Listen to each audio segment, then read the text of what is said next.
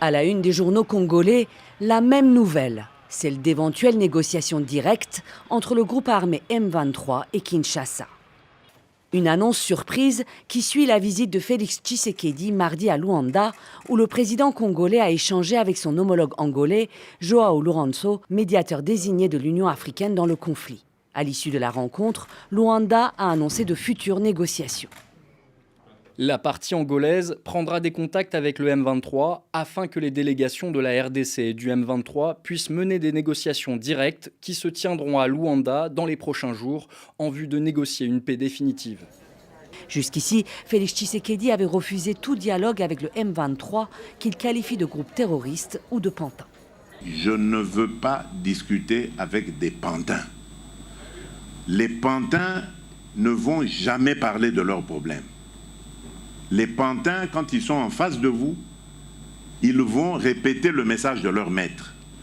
Alors tant qu'à faire, je préfère parler avec leur maître. Kinshasa accuse régulièrement le Rwanda de soutenir le M23. Le groupe armé contrôle désormais de larges portions de territoire dans l'est du pays, notamment dans les provinces du Nord Kivu et Sud Kivu, frontalières du Rwanda, avec la prise fin janvier de Goma et mi-février de Bukavu, les chefs-lieux des deux provinces. À Kinshasa mardi, le porte-parole du gouvernement congolais a acté la tenue de la visite à Luanda, mais n'a pas souhaité la commenter sur le fond. Le président angolais a invité le président de la République aujourd'hui pour lui faire part de l'initiative qu'il a prise. Donc il faudra attendre dans les prochains jours de précisions qui pourront être faites sur comment cette initiative devrait se faire. Donc nous reviendrons pour vous donner les plus amples détails dès que nous les aurons.